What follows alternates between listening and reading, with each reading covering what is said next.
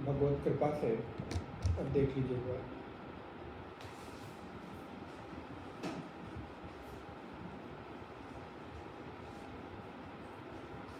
नारायण।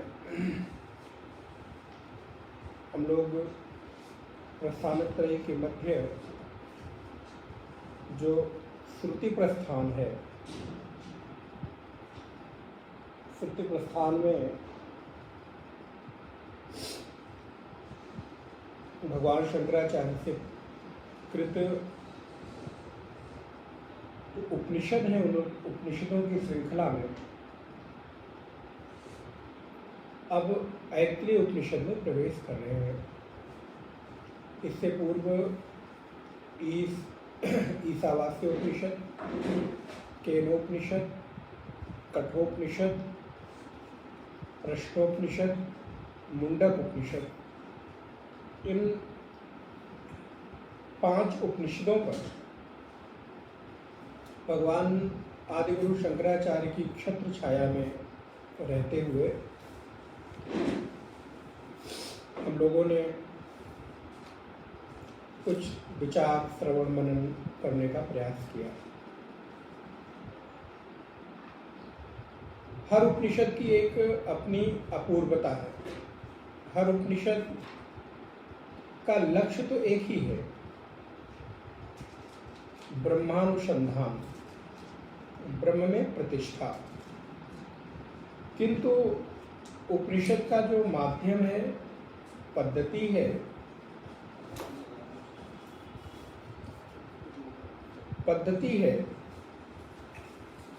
वो पद्धति अलग अलग देखने को मिलती है।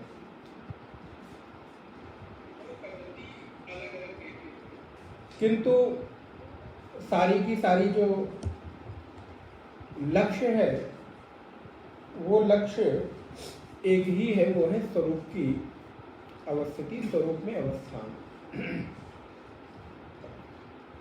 अब इससे पूर्व हम लोगों ने जो उपनिषद अभी पढ़ा, मुंडक उपनिषद,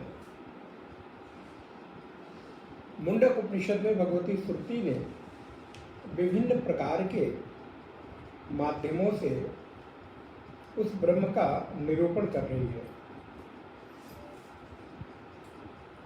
लेकिन अब जिस उपनिषद में हम प्रवेश करने जा रहे हैं, यहाँ पर बिल्कुल अलग ढंग से शुरुआत हो रही है। अभी तक आपने जितने उपनिषद पढ़े, संभवतः प्रत्येक उपनिषद में गुरु और शिष्य की परंपरा के अनुसार प्रश्नोत्तर के माध्यम से आपने श्रवण किया। कठोपनिषद को देखें तब, केनोपनिषद को देखें तो, मुंडक को देखें तो स्पष्ट ही है, प्रश्नोपनिषद में तो बिल्कुल स्पष्ट है, जहाँ पर 6 शिष्य है और 6 प्रश्न हैं।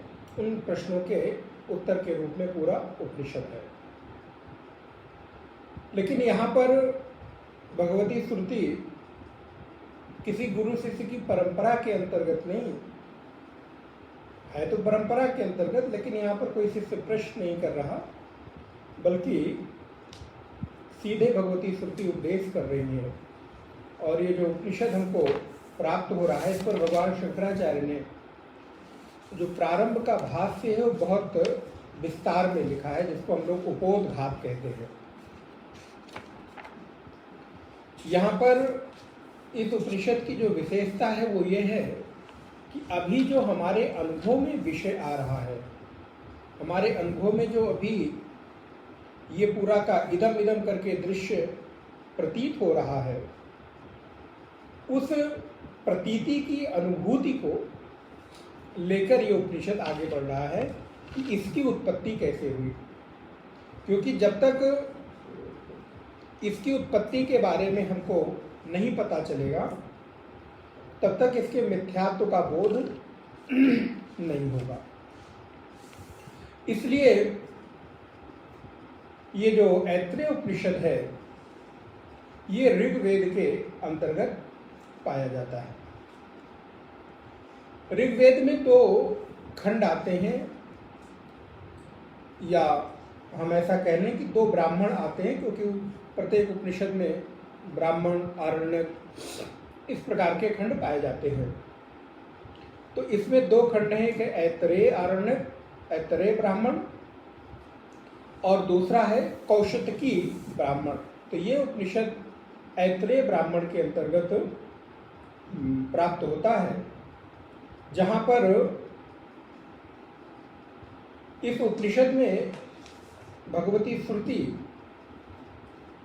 इस बात का उपदेश करती है कि आपके जीवन में जो दृश्य प्रपंच अनुभव में आ रहा है, उस दृश्य प्रपंच की अनुभूति क्या है।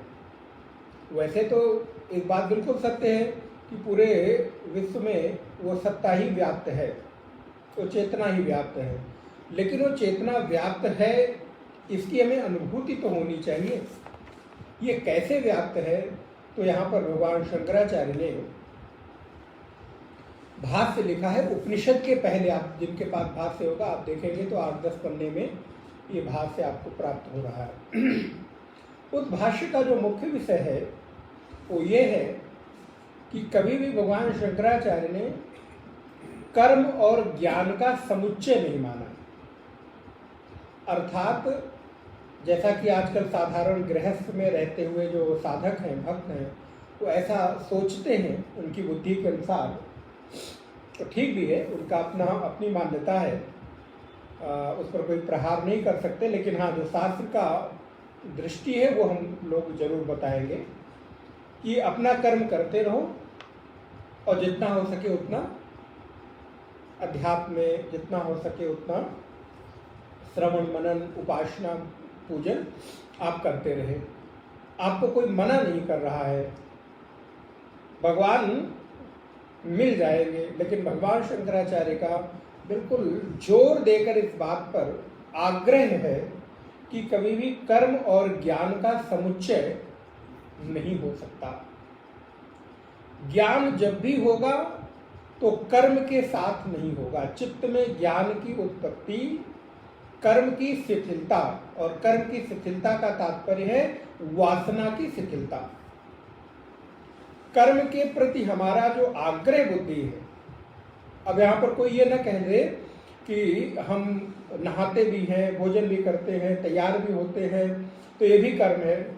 नहीं, ये कर्म नहीं है, ये आपका नित्य कर्म है, जो नित्य कर्म वासना के अंतर्गत नहीं आता। आपके अंदर नहाने की वासना नहीं, बल्कि सुबह उठते हैं तो नहाने का एक स्वाभाविक रूप से भाव आपके भीतर पैदा होता है। तो हमारी जो नित्य कर्म है वो कभी भी वासना के अंतर्गत नहीं आता। शरीर को भोजन की आवश्यकता है, शरीर को जल की आवश्यकता हो, चाहे वो कोई ज्ञानी हो, चाहे कोई अज्ञानी हो, कोई गृहस्थ हो, कोई सन्यासी हो, भिक्षा तो तब सबको चाहिए ही होती, क्योंकि वो शरीर का धर्म है। लेकिन भगवान शंकराचार्य कहते हैं कर्म और ज्ञान का कभी समुच्चय नहीं हो सकता। इसका थोड़ा सा आपने विषय ईशावास्योपनिषद में पढ़ा होगा। कर्म और ज्ञान कभी भी एक साथ, एक पैरेलल नहीं चल सकते। इसका उदाहरण अगर लें, हसब ठठाई फुलाऊ गालू। अगर हम आपसे कहें कि आप हाका लगाकर हंसे भी और मुंह फुलाकर, गाल फुलाकर गुस्से में बैठे भी रहे, जब कोई गुस्सा होता तो क्या कहते, क्यों भाई मुंह फुलाए बैठे हो? तो मुंह फुलाए बैठे हो का तात्पर्य कि वो हंस नहीं रहा है। तो दोनों चीजें एक साथ संभव नहीं है, दोनों मार्ग जाते वहीं तक हैं। लेकिन कर्म का जो मार्ग है वो जाकर ज्ञान के मार्ग में विलीन हो जाता है। इसके लिए एक बहुत सुंदर दृष्टांत है, वो है गंगा और यमुना। यमुना को हमारे यहाँ कर्म का भी प्रतिनिधित्व बताया गया है। तो चलती दोनों हिमालय से हैं, पहुंचती दोनों सागर में हैं, पहुंचने का दोनों का लक्ष्य एक ही स्थान पर है, लेकिन अलग अलग नहीं पहुंचती। चलती एक साथ हिमालय से है, गंगोत्री से गंगा जी निकलती हैं गौमुख से, और यमुनोत्री के और ऊपर के ग्लेशियर से महारानी यमुना का प्रादुर्भाव होता है। चल रही हैं, रास्ता साथ साथ चल रहा है, लेकिन एक समय एक ऐसी स्थान पर आती है जहाँ पर कर्म अपने आप को शिथिल कर देती है, अर्थात यमुना जी अपने आप को शिथिल करके और गंगा जी में अपने आप को विलीन कर देती है। अर्थात जीवन में अंतिम लक्ष्य, जीवन में जो अंतिम स्वरूप की उपलब्धि है वो कर्म के द्वारा कभी भी नहीं प्राप्त की जा सकती। ये वेदांत के, विशेषकर अद्वैत वेदांत के साधकों को तो निश्चित रूप से चित्त में रख लेना चाहिए। हाँ, अपने मन को बहलाने के लिए, वो शायद है आपने सुना होगा, अपने मन को बहलाने के लिए गालिब ख्याल अच्छा है कि हम मान लें कि भाई ठीक है, हम ये भी करते रहे और ये भी करते रहे और हम पहुंच जाएंगे।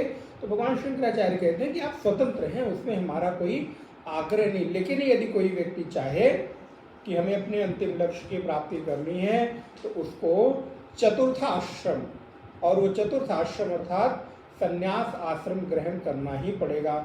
लेकिन चतुर्थ आश्रम को ग्रहण करने के लिए, प्राप्त करने के लिए उम्र की तो एक अनिवार्यता बताई, किंतु उम्र एकमात्र अनिवार्यता नहीं है। अगर ब्रह्मचारी को भी, अर्थात बाल्यकाल में भी किसी व्यक्ति को प्रबल वैराग्य हो जाता है तो बाल्यकाल में भी संन्यास को धारण कर सकता है, संन्यास धर्म में वो दीक्षित हो सकता है। ऐसा बिल्कुल आवश्यक नहीं कि वो अपने 75 वर्ष की अवस्था का इंतजार करे, प्रतीक्षा करे। इसलिए ज्ञान की उपलब्धि में, ज्ञान की प्राप्ति में संन्यास की अतिशय आवश्यकता भगवान शंकराचार्य ने बताई। मैं पूरा भाष्य तो नहीं तो कम से कम 8-10 क्लासेस तो इस उपोद्घात में जाएंगे, तो मैं थोड़ा थोड़ा इसके मुख्य मुख्य कुछ बिंदु आपको आज और एक आध और क्लास में दिखाने का प्रयास करूंगा। फिर उसके बाद हम लोग उपनिषद में प्रवेश करेंगे। जिनके पास ग्रंथ है वो देख सकते हैं। परिसमाप्तम कर्म सह परब्रह्म विषय ज्ञानेन। अभी तक हिरण्यगर्भ विषय जो उपासना के सहित कर्म का वर्णन है वो परिसमाप्त, मतलब पहले बता दिया गया। समाप्त विज्ञानेन समाप्त हुआ है। अब कहते हैं सैषा माने अब, अचानक कर्मणो ज्ञान सहितस्य परागति रुक्त विज्ञान द्वारेण उपसंहृतः। अब ज्ञान के सहित जो कर्म की श्रेष्ठ गति का उपसंहार है वो यहाँ पर करने जा रहे हैं। क्या कर रहे हैं? एतत् सत्यम ब्रह्म प्राणाख्यम, ये उपनिषद का एक उदाहरण दिया, कोट किया। एषः एको देवः एतस्यैव प्राणस्य सर्वे देवाः विभूतयः। या जो प्राण नामक सत्य है वही ब्रह्म है। इसको आपने पूर्व में थोड़े थोड़े पढ़े हैं। प्राण नामक जो सत्य है वही ब्रह्म है, वही एक देव है। ऐसा एकः देवः, वही एकमात्र देव है और सभी देव इस प्राण की विभूतियां हैं। पिछले उपनिषद में आपने एक कथा पढ़ी थी, आगे प्रश्नोपनिषद में, कि प्राण के होने से ही सभी का है, नहीं तो सारे बैठ जा रहे थे। सभी को लग रहा था कि मेरे में श्रेष्ठता है, मेरे में श्रेष्ठता है। इसलिए थोड़ा थोड़ा पीछे याद रखेंगे तो कनेक्ट करना आसान होगा। हर क्लास में सब पूरा विस्तार करना संभव नहीं है। तो यहाँ पर मुख्य रूप से कौन है? बोले प्राण है, क्योंकि प्राण के होने से अन्य देव का तात्पर्य है हमारे इंद्रियों के जो देव हैं, वो देव ही विभूतियां हैं उनकी। और इस प्राण के तादात्म्य को वो प्राप्त हुआ उपासक जो है वो देवता में लीन हो जाता है। अर्थात जब मुख्य रूप से वो उपासना करता है तो अपने देवता में लीन हो जाता है। अब कहते हैं, अब ये विस्तार से इसकी चर्चा चल रही है। अब नीचे पैराग्राफ पे आए। कथम पुनः अकर्म संबंधिनः केवल आत्मविज्ञान विधानार्थः उत्तरो ग्रंथः इति आरभ्यते। ये कैसे जाना जाता है कि आने वाला जो ग्रंथ है वो सर्वथा कर्म संबंध से रहित केवल आत्मज्ञान का विधान करते हैं। एक प्रश्न कर रहा है गुरु से शिष्य कि आप ये कैसे कह रहे हैं कि कर्म से रहित होकर ही केवल और केवल ज्ञान से ही उस आत्मा का विज्ञान हो सकता है, यह आपने किस आधार पे कह दिया? पुनः देखें, पुनः कर्म संबंधिनः केवल कर्म संबंधी केवल आत्मविज्ञान विज्ञानार्थ विधानार्थ, ये जो उपनिषद है आगे आने वाला, ये केवल आत्मविज्ञान के लिए है। उत्तरो ग्रंथा इति आरभ्यते कथम, ये उत्तर ग्रंथ जो है पीछे वाला, ये कैसे ज्ञान के लिए ही है, आत्मज्ञान का विज्ञान करता है, ये आपने कैसे जाना? तो कहते हैं अन्यथा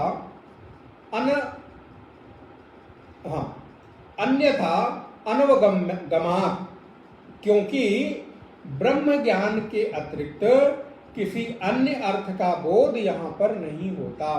हमने इसलिए ऐसा जाना कि ये ग्रंथ केवल ज्ञानियों के लिए है, आत्मविज्ञान में निष्णात जो सन्यासी है उसके लिए है, क्योंकि ये उपनिषद के प्रत्येक मंत्र ब्रह्म के ज्ञान के अतिरिक्त और किसी का उपदेश नहीं करते। हाँ, आप अपनी बुद्धि से भले कुछ भी अर्थ लगा लो तो बात अलग की है, लेकिन जब आप ईमानदारी पूर्वक देखेंगे तो ईमानदारी पूर्वक ये सारे के सारे मंत्र उस आत्मा के विज्ञान के लिए ही हैं। तथा च पूर्वोक्तानां देवतानां अज्ञादीनां संसारित्वं दर्शयति अन्यानादि दोषवत्वेन तम तमसानां पिपासाम् आदित्यादि नाम। इसके अतिरिक्त कहते हैं श्रुति उसे भूख और प्यास से युक्त कर दिया, अर्थात अभी जो आगे उपनिषद आएगा वहां पर आप पढ़ेंगे तब इसका अर्थ और समझ में आएगा। जब ब्रह्म ने उस मनुष्य को पैदा किया तो उसको फिर भूख और प्यास से युक्त कर दिया। तो बोले ये जब भूख और प्यास से युक्त कर दिया तो इन वाक्यों के द्वारा आदि जो पूर्वोक्त देवता को क्षुधा भूख आदि लगी, उस बात से इस बात का अनुमान लगाया जा सकता है कि ये सारे के सारे जो मंत्र हैं वो ज्ञान के, आत्मा के विज्ञान के लिए ही हैं। पूरे मैं लाइन नहीं पढ़ता हूँ, जो मुख्य उसको पढ़ता हूँ। उसके नीचे की पंक्ति देखें, भवति एव केवल आत्मज्ञानम मोक्ष साधनम न तु अत्र अकर्मी अधिवक्रियते विशेष श्रवणात्। बड़ी सुंदर बात कही। बोले फिर तो जब आप कहते हैं कि केवल और केवल ज्ञान से ही ये मिलने वाला है तो कर्म को महत्व दिया नहीं, तो कर्म छोड़ देना चाहिए। तो बोले कर्म छोड़कर क्या हो गए? बोले हम अकर्मण्य हो गए। पुनः पंक्ति को देखिएगा, मोक्ष साधनम न तो अत्र अकर्मी वदि अक्रियते। ऐसा भी नहीं है कि आपने हमसे ये सुन लिया तो आप अकर्मी होकर, अकर्मण्य होकर अब जाकर पढ़ गए, सो गए, पढ़े हैं कि भाई अब तो क्या है, ज्ञान से ही तो मुक्ति होनी है, कर्म करेंगे नहीं तो क्या करना, कर्म को छोड़ दो और सोते रहो, खाते रहो, सोते रहो, पड़े रहो और एक दिन अपने आप मुक्त हो जाओगे। तो भगवान शंकराचार्य कहते हैं नाना, अकर्मीवत नहीं बल्कि विशेषता क्या है, विशेषः अश्रवणात्, अर्थात उसको श्रवण तो करना ही पड़ेगा। अकर्मिणः आश्रम्यंतर स्नेह श्रवणात् कर्म च बृहति सहस्र लक्षणम प्रत्युत अंतरम एव आत्मज्ञानम प्रारभते। कहते हैं कर्म तो विशेष रूप से उसमें सहस्रों लक्षण होते हैं और बहुत सारे फल भी वो देने वाला होता है। इसलिए तस्मात् कर्मे अवधिक्रियते, इसलिए कर्म का उसमें कोई अधिकार नहीं है। ये केवल और केवल ज्ञान से ही संभव है। इत्यादि यहाँ पर बहुत सारी श्रुतियों को भगवान शंकराचार्य ने कोट किया है इस बात के लिए कि सन्यासी को केवल और केवल ज्ञान में ही अधिकार है, कर्म में अधिकार नहीं है। और नीचे 2-3 पैराग्राफ नीचे आएंगे तो देखिएगा, विद्याम च अविद्याम च यस्तद वेदो उभयम सह अविद्या मृत्युम तीर्थवा विद्या मृतम अश्नुते। ये कहाँ का है? ईशावास्य उपनिषद का। ऐसा मंत्र ईशावास्य उपनिषद में आया। और क्या आया? कुर्वन्नेवेह कर्माणि जिजीविषेत् शतम समाह इति चा वाजिनाम। ये सारे जो मंत्र आए उपनिषदों में, न चा वर्ष सत परमातु आर्त्यानाम एन कर्म परित्यागेन आत्मानाम उपासीत दर्शितम च तावन्ति पुरुषायु उषहन्नाम सहस्राणि भवन्ति वर्ष शतम च आयु कर्मणैव व्याप्तम।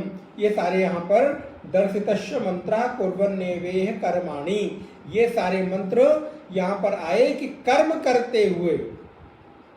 यहाँ कर्म करते हुए का तात्पर्य क्या हुआ कि आप आत्मा से संबंधित जो आपके श्रवण मनन इत्यादि कर्म है वो कर्म करते हुए 100 वर्ष जीवन जीने की इच्छा रखो, और तभी आप आत्मा के उस परम ज्ञान में विज्ञान के सहित अनुभव कर सकते हो इत्यादि।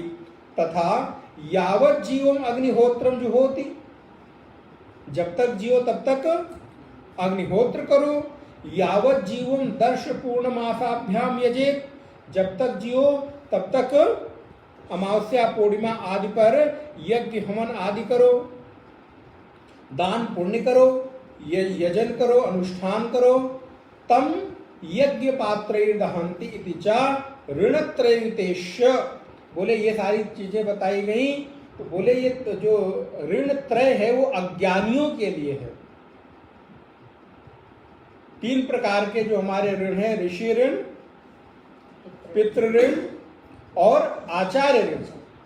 ये जो हमारे ऋण हैं ये हमारे ऋण अज्ञानियों के लिए है। ये सब जिनके लिए कहा गया है कि हमेशा वो पूर्णिमा और अमावस्या को अग्निहोत्र करे, दान करे इत्यादि जो कर्म बताए गए हैं, यावत जीवम अग्निहोत्रम जुहोति, अग्निहोत्र करते रहो। ये ज्ञानियों के लिए नहीं है, सन्यासियों के लिए नहीं है, ये अज्ञानियों के लिए है। जब तक कि उनको ज्ञान नहीं हो गया तब तक के लिए ये कर्म बताए गए। लेकिन जैसे ही किसी व्यक्ति के भीतर ज्ञान उत्पत्ति होती है वो तीनों ऋणों से सदा के लिए मुक्त हो जाता है। तत्र पारिवज्रादि शास्त्रम। देखिए ये ऊपर वाला जो प्रश्न पंक्ति थी वो पूर्व पक्षी शिष्य कह रहा है कि आप हमको कैसे कर्म से छुड़वा सकते हैं गुरु से। तो गुरु कह रहे हैं कि अब मेरी बात सुनो, तुमने ये बता दिया।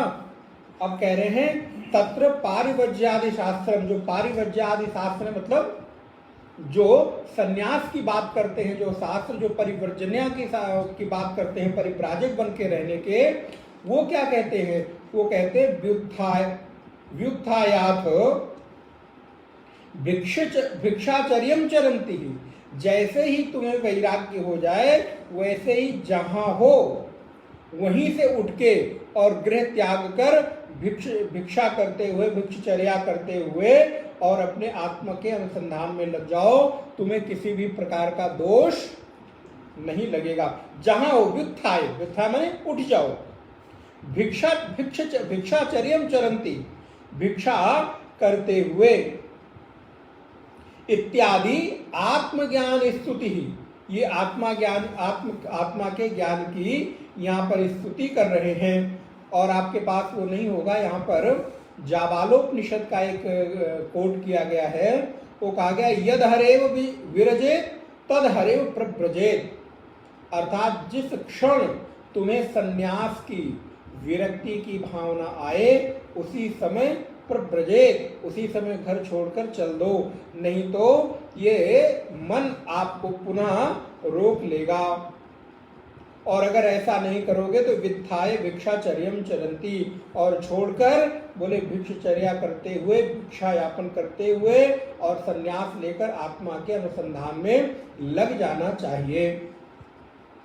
ब्राह्मणः प्रव्रजेत ग्रहात् इत्यादि श्रुति स्मृत्योः कः गतिरिति आह तत्रेति सर्व संन्यासेन अपि आत्मा ज्ञातव्यः।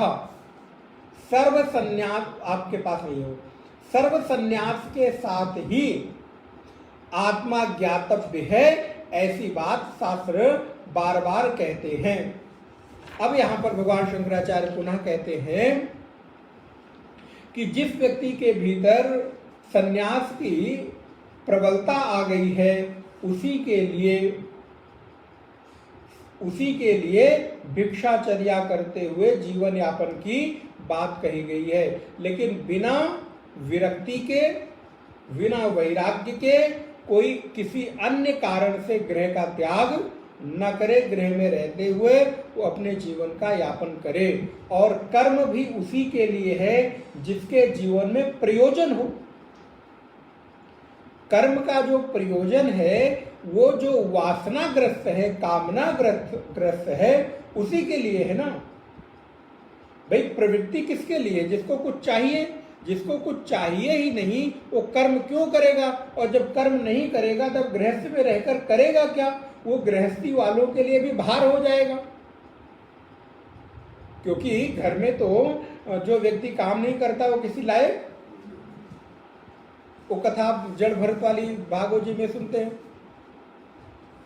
बालक 18 साल, 20 साल का, 22 साल का है, जब तक पढ़ाई कर रहा है तब तक तो बेटा बेटा बेटा है।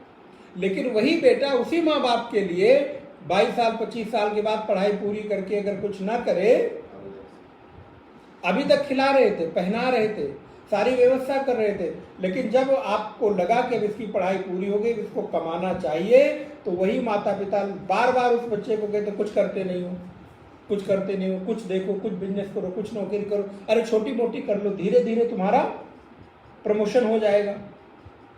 तो क्या हुआ? बोले गृहस्थ में बिना प्रयोजन के, बिना प्रवृत्ति के वो जीवन भार जैसा हो जाता है। इसलिए जिस व्यक्ति के जीवन में कोई वासना ही नहीं है, कामना ही नहीं है, तो वो गृहस्थ में रहता हुआ भी गृहस्थ के लायक नहीं बनता। तो वो अपने मन को देखे, यदि वो उसका मन विरक्ति से युक्त है, वैराग्य से युक्त है, तो उसको भिक्षाचर्या करते हुए आत्मानुसंधान में लग जाना चाहिए। अब यहाँ पर उसी बात की काफी विस्तार से गुरु और शिष्य के मध्य चर्चा हो रही है। अब आप थोड़ा और आगे जब बढ़ेंगे तो आपको मिलेगा, आपका पेज नंबर तो मैं नहीं बता सकता, 4, 5, 6 पैराग्राफ के बाद आप नीचे देखेंगे तो वहाँ पे लिखा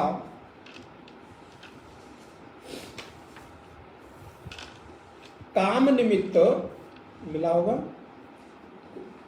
काम निमित्त पुत्र वित्तादि संबंध नियम अभाव मात्रम एव नाहि ततो अन्यत्र गमनम व्युत्थानम उच्यते।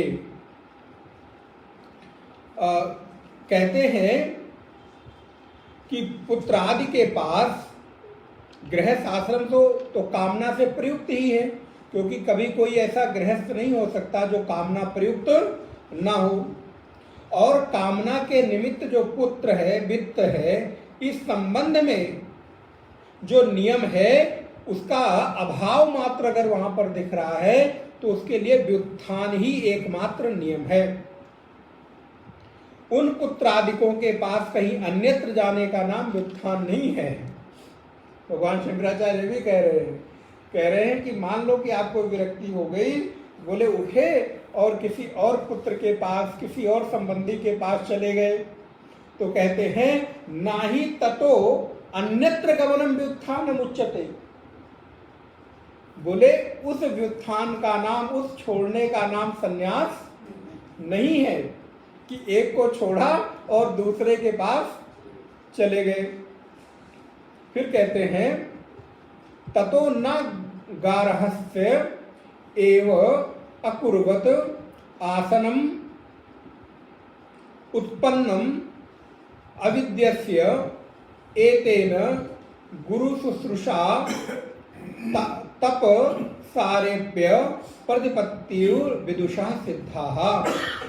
फिर कहते हैं अतः जिसे ज्ञान उत्पन्न हुआ है उसके लिए कुछ न करते हुए गृहस्थ आश्रम में स्थित रहना संभव नहीं है।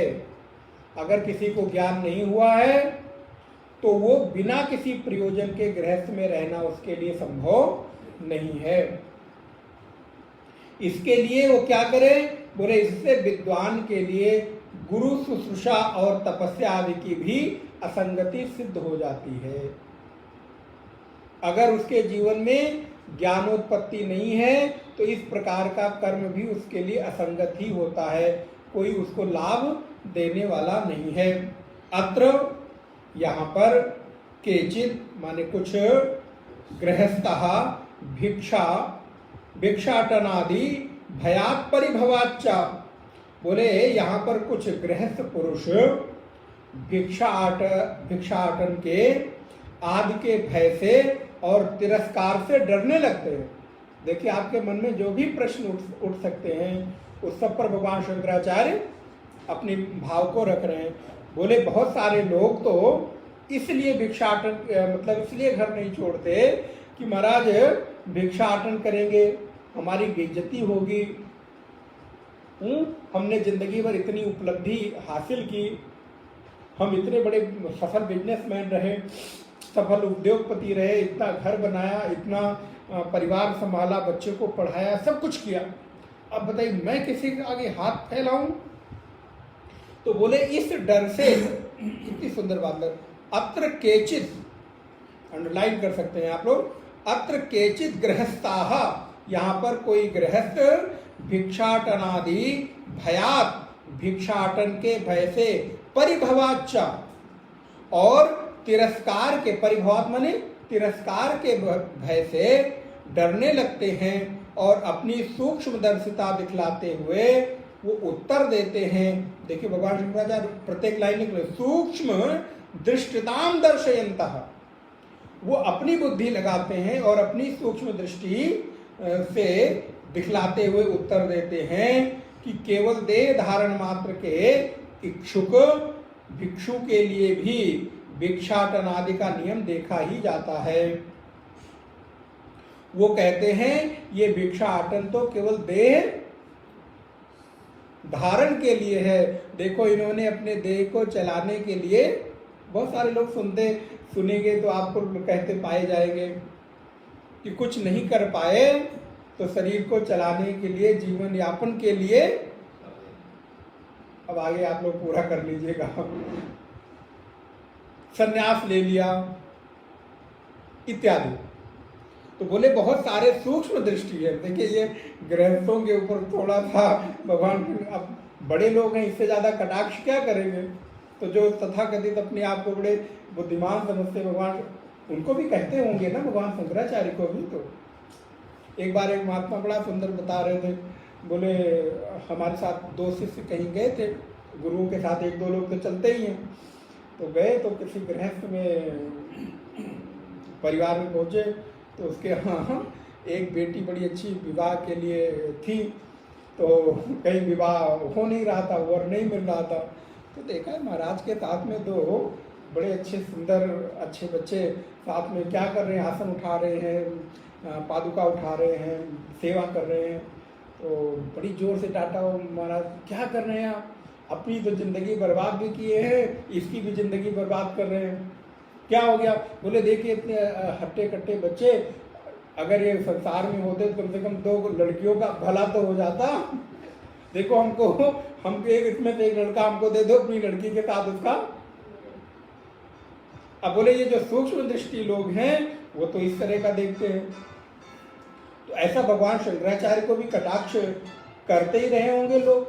तो भगवान शंकराचार्य ने देखिए लिखा कि सूक्ष्म दृष्टिताम दर्शयन्तः, वो लोग अपनी तो सूक्ष्म दृष्टि दिखाते ही दिखाते हैं औरों को भी मार्गदर्शन देते हैं। देखो देखो सुनो, उत्तरम आहु भिक्षो अपि भिक्षाटनादि नियम दर्शन देह धारण मात्रार्थिनः। ये भिक्षाटन तो आदि केवल देह को धारण करने के लिए बताया गया है, इसके लिए अन्य कोई बहुत विशेष उद्देश्य नहीं है। अतः पुत्र वित्तादि साध्य और उसके साधन कर्म जो उपासना आदि हैं, उनसे उनकी जो ऐष्णाएं हैं, गृहस्थापि साध्य साधनैषणयो हो भय विनिर्मुक्ता देह मात्र धारणार्थम अशन आच्छादन मात्र उपजीवितो गृह एव अस्तु आसनम इति। इसीलिए ये जो ऐष्णाएं हैं, पुत्रेष्णा, वित्तेष्णा और लोकेष्णा है, इनसे सर्वथा मुक्त देह धारण करने के लिए भोजन आच्छादन, आच्छादन का तात्पर्य वस्त्र, भोजन और आच्छादन मात्र से निर्वाह करने वाले गृहस्थ को भी घर में ही रहना चाहिए, उसको त्याग नहीं करना चाहिए। कौन लोग कह रहे हैं? बोले जो सूक्ष्म दृष्टि से संपन्न गृहस्थ लोग हैं। आप लोग नहीं, आप लोग तो अति सूक्ष्म दृष्टि संपन्न है, तो आप लोगों के लिए नहीं। तो ना, भगवान शंकराचार्य कहते हैं ना, ये अगर ऐसा कोई कहते हैं तो देखिए सिरे से खारिज कर देते हैं, बस ना कह दिया मतलब खत्म। ना, तुम ऐसा कह रहे हो, ये उचित नहीं है। स्वगृह विशेष, देखिए स्वगृह विशेष परिग्रह नियमस्य काम प्रयुक्तत्वादि युक्तो हो उत्तरम एतत् स्वगृह विशेष परिग्रह भावे च शरीर धारण मात्र प्रयुक्त अशन आच्छादनार्थिनः स्वपरिग्रह विशेष भावे अर्थद्भिः भिक्षुकत्वम एव शरीर धारणार्थम भिक्षाटनादिषु प्रवृत्तौ यथा नियमो भिक्षौ शौचादौ च तथा गृहिणोऽपि विदुषो अकामिनो अस्तु नित्य कर्मसु नियमेन प्रवृत्तयः वत् जीवादि श्रुति नियुक्तत्वात् प्रत्यवाय परिहारेति। भगवान शंकराचार्य कहते हैं ना, ऐसा कहना तुम्हारा ठीक नहीं है, क्योंकि अपने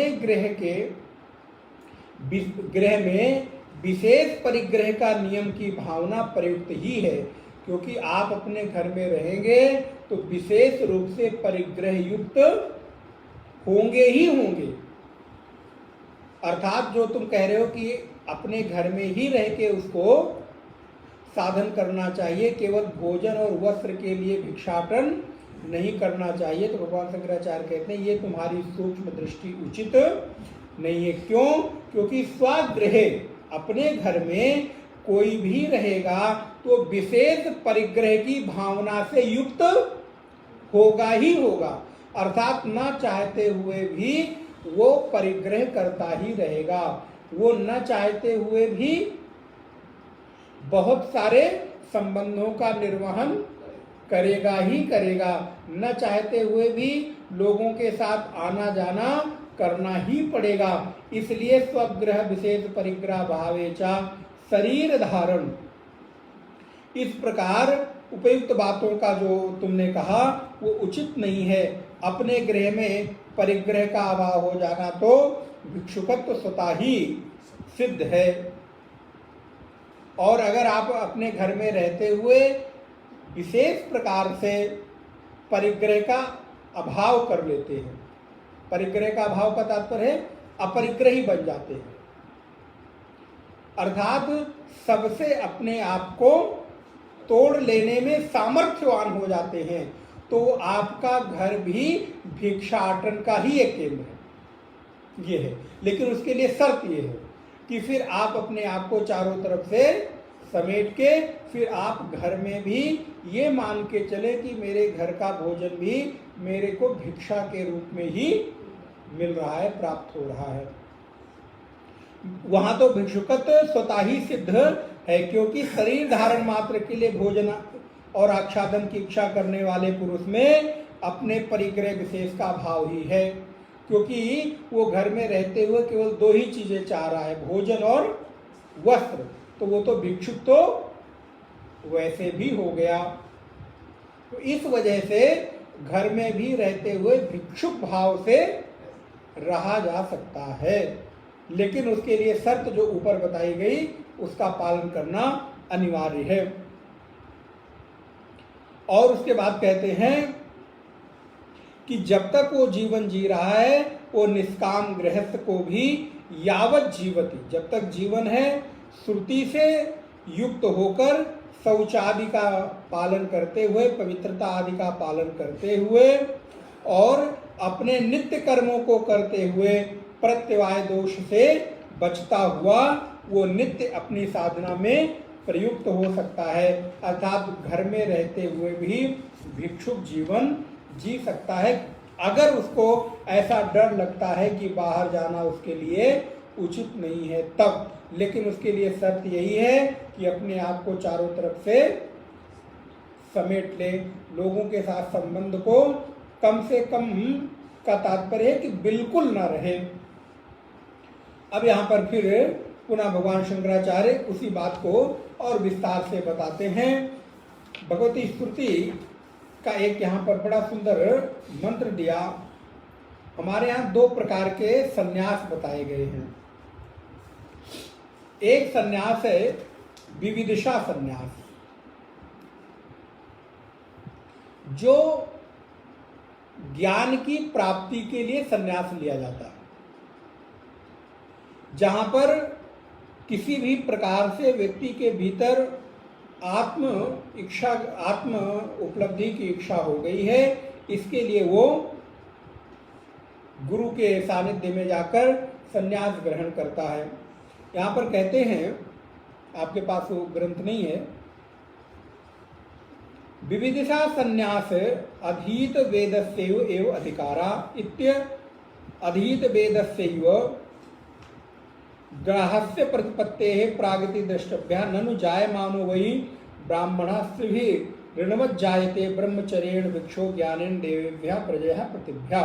बोले जिन्होंने विविदिशा संन्यास लिया है, जिसके भीतर आत्म इच्छा की प्राप्ति की कामना हो गई है, उसके लिए देव, प्रजा और पितृ, ये तीन प्रकार के जो ऋण हैं, यज्ञ हैं, वो सर्वथा उससे मुक्त हो जाता है। उसको उसके लिए कोई कार्य करने की आवश्यकता नहीं होती है।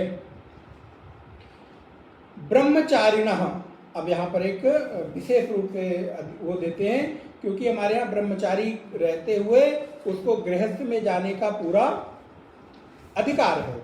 जो गृहस्थ हो गया है, जो ब्रह्मचारी है, वो गृहस्थ में जा सकता है, कोई दोष नहीं है। लेकिन बोले जो ब्रह्मचारी नैष्ठिक ब्रह्मचारी हो गए, ब्रह्मचारी भी दो तरह के होते हैं, एक है ब्रह्मचारी और एक होते हैं नैष्ठिक ब्रह्मचारी। अर्थात हम लोग नैष्ठिक ब्रह्मचारी के अंतर्गत आते हैं, जिन्होंने ब्रह्मचारी रहते हुए भी संन्यास लेने की प्रतिज्ञा ले ली। अभी हम लोगों का संन्यास नहीं हुआ, किंतु संन्यास की प्रतिज्ञा हो गई है। और एक ब्रह्मचारी है जो गुरुकुल में रहते हुए 25 वर्ष तक अध्ययन अध्यापन कर रहा है, लेकिन अभी उसने संन्यास के लिए मन में संकल्प नहीं किया है। जैसे आप किसी ब्राह्मण को देखते हैं, किसी पंडित को देखते हैं, किसी गुरुकुल में रहने वाले विद्यार्थी को, बटुक को देखते हैं, तो उसके पास अधिकार है कि वो गृहस्थ में प्रवेश कर सकता है। लेकिन नैष्ठिक ब्रह्मचारी के पास अब वो अधिकार नहीं है कि वो गृहस्थ में प्रवेश करे। तो ब्रह्मचारिणा अपि ऋणत्वम, जो वो ब्रह्मचारी है उसके ऊपर भी 3 प्रकार के ऋण हैं। ऐसा नहीं है कि उसके ऊपर ऋण नहीं है, किंतु अगर ब्रह्मचर्य एवं मृतस्य नैष्ठिकस्य चा लोक प्रतिबंधः स्यात् चा निष्ठम, अगर उसने नैष्ठिक ब्रह्मचर्य ले लिया है संन्यास के लिए, तो उसके ऊपर से भी ये ऋण उतर जाते हैं, ये ऋण प्रभावी नहीं होते हैं। अब एक श्लोक यहाँ पर प्राप्त होता है, वो कहता है कि ब्रह्मचारी गृहस्थो वा, ब्रह्मचारी गृहस्थो वा वानप्रस्थोस्त भिक्षुकः या इक्षेत परमम स्थानम उत्तमाम वृत्तिमाश्रयेत्। कहते हैं कि जो लोग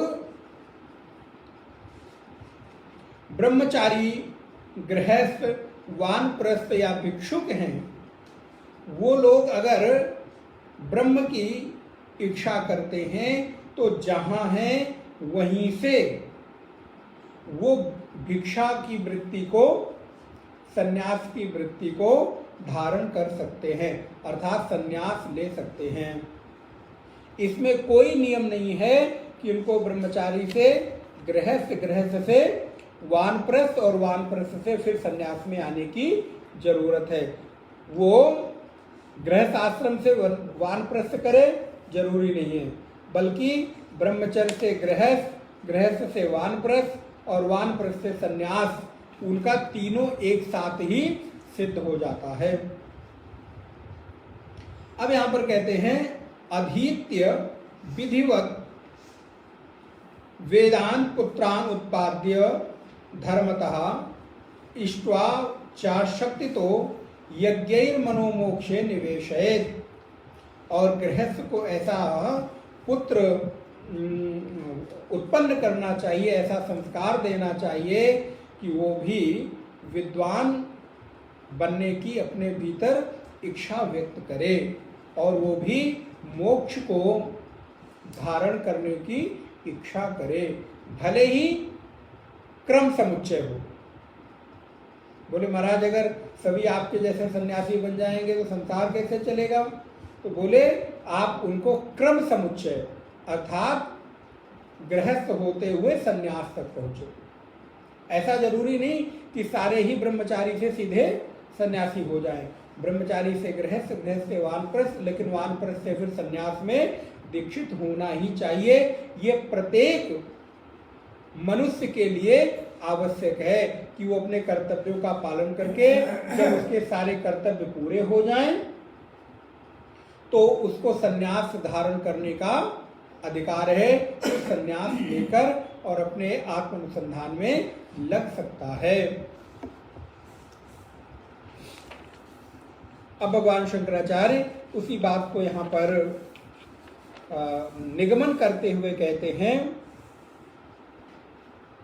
कि अतः, सबसे अंतिम पंक्ति देखेंगे, अतः केवल निष्क्रिय ब्रह्मात्मैकत्व विद्या प्रदर्शनार्थम उत्तरो ग्रंथः आरभते। अर्थात अब यहाँ पर केवल उस ब्रह्मात्मैक्य के बोध के लिए ही, जीव और ब्रह्म के एकत्व के लिए ही अब ये ग्रंथ आरंभ हो रहा है। ऐसा नहीं है कि इस ग्रंथ में किसी अन्य चीज की चर्चा की गई है, बल्कि केवल निष्क्रिय ब्रह्म और आत्मा की एकता को बताने के लिए ही ये उपनिषद प्रारंभ हो रहा है। तो ये उपनिषद क्या प्रारंभ हो रहा है? तो आज हम लोग पहली श्रुति का पाठ करेंगे, व्याख्या अगली कक्षा से देखेंगे। पहला मंत्र, ओम आत्मा व इदमेक एवाग्र आसीत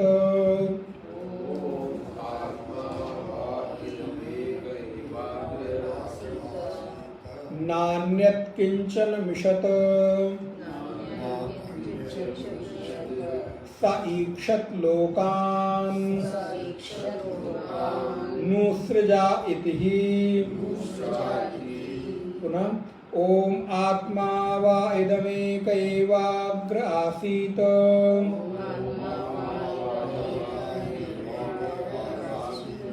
नान्यत् किंचन मिषत स ईक्षत लोकान् नुसृजा इति।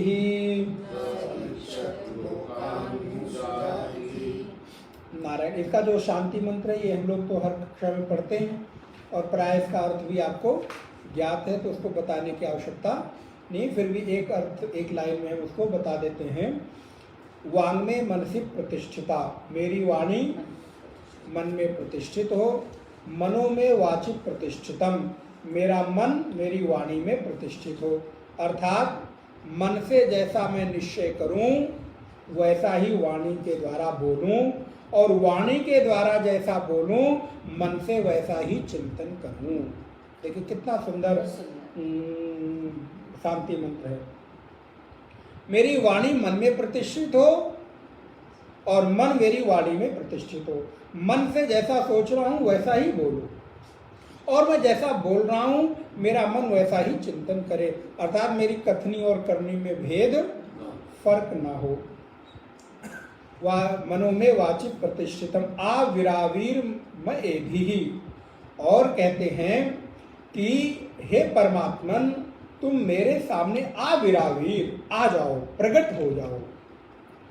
और क्यों प्रकट हो जाओ? क्योंकि मेरा मन बड़ा चंचल है, बिना आपके कृपा के, बिना आपके दर्शन के ये कभी भी एकाग्र नहीं हो सकता। आविरावीर मएधि वेदस्य माणिस्थः, तुम मेरे सामने प्रकट हो जाओ और हे वाक, हे मेरी वाणी और हे मेरे मन, मेरे प्रति वेद को लाओ। वेदस्य माणिस्थः, वेद मेरे प्रति आए। अर्थात वेदों का जो ज्ञान है वो मेरी वाणी और मेरे मन का विषय बने। मेरे मन का विषय अन्य कोई संसार का ज्ञान न बने, बल्कि मेरे मन का विषय, मेरी वाणी का विषय वेद का ज्ञान बने। और बड़ी सुंदर बात ये हम सबके लिए, श्रुतम में मां प्रहासी ही, मेरा जो सुना हुआ है वो कभी मुझे त्यागे नहीं। मतलब मैं जो सुनता हूं वो कभी भूले नहीं, मेरा सुना हुआ मेरे लिए सदैव उपलब्ध रहे। श्रुतम में मां प्रहासी ही, सुना हुआ भूले नहीं, मुझे त्यागे नहीं, मेरा बन के रहे। और अनेन अधीतेन अहोरात्रान संदधामि, और मेरे द्वारा अधीत माने पढ़े गए जो शास्त्र हैं वो कैसे? बोले दिन और रात को मैं एक कर दूं। मेरे द्वारा पढ़ने वाले शास्त्रों के प्रति अहोरात्रान संदधामि, दिन रात में उनका अनुसंधान करूं। थोड़ी देर के लिए नहीं कि 1 घंटे का सत्संग हो गया उसके बाद खत्म, बोले नहीं, दिन रात उसका अनुसंधान करता रहूं। श्रवण के पश्चात भी कम से कम थोड़ी देर मनन तो होता ही रहे। अहोरात्रां संदधामि और ऋतम वदिष्यामि, मैं दिन रात अध्ययन तो करूं, लेकिन अध्ययन केवल अध्ययन का विषय न रहे, मेरे जीवन में कर्म का भी विषय बने। अर्थात मैं वाचिक रूप से सत्य का भाषण करूं। मैं वाणी से कुछ बोलता हूं तो सत्य ही बोलूं। और ऋतम वदिष्यामि, सत्यम वदिष्यामि, यहां पर 2 बार आया, तो 2 बार का तात्पर्य है कि वाणी से मैं सत्य बोलूं और मानसिक सत्य को ही बोलूं। दूसरे जो ऋतम वदिष्यामि वो सत्यम वदिष्यामि, ऋत का तात्पर्य भी सत्य होता है, लेकिन 2 बार आया है तो उसका अर्थ तो होना चाहिए। तो पहले का है कि वाणी के द्वारा सत्य बोलूं, और दूसरे का है मानसिक सत्य को ही बोलूं। मानसिक सत्य को बोलूं का मतलब जो मन में हो वही बोलूं। तन माम अवतुहु, वह मेरी रक्षा करे। तन, वह माम माने मेरा, अवतु माने रक्षा करे। वह ब्रह्म, वह कौन? ब्रह्म, वह ब्रह्म मेरी रक्षा करे। और मेरी ही नहीं, शिष्य कह रहा है मेरे गुरुदेव की भी रक्षा करे, जिससे मैंने ये पढ़ा है, सुना है, जाना है। तन माम अवतु तद वक्तारम अवतु, वो वक्ता की रक्षा करे। वह ब्रह्म वक्ता की रक्षा करे। पुनः कहते हैं प्रभु तन माम अवतु, मेरी रक्षा करे। तद वक्तारम अवतु, क्योंकि एक बार कहने पे हो सकता है आपका ध्यान ना हो, आप न सुन सकते, तो पुनः शिष्य कहता है आप मेरी भी रक्षा करें और मेरे गुरुदेव की भी रक्षा करें, मेरे आचार्य की भी रक्षा करें, जिससे मैंने ये उपनिषद श्रवण किए हैं, पढ़ रहे हैं। तन माम अवतु तद वक्तारम अवतु, तद वक्तारम अवतु, तद वक्तारम अवतु। बार बार मेरी रक्षा करें। ओम शांति शांति शांति। आदिदैविक, आदि भौतिक और आध्यात्मिक तीन तापों की शांति हो। अब इस उपनिषद का जो पहला मंत्र है, आत्मा वा इदम् एक एव अग्र आशीत नान्यत् किंचन मिषत्, इसको हम लोग अगली कक्षा में देखेंगे। ओम पूर्णमदः पूर्णमिदं पूर्णात् पूर्णमुदच्यते पूर्णस्य पूर्णमादाय पूर्णमेवावशिष्यते। ओम शांति शांति शांति। हरि ओम। श्री गुरुभ्यो नमः। हरि ओम।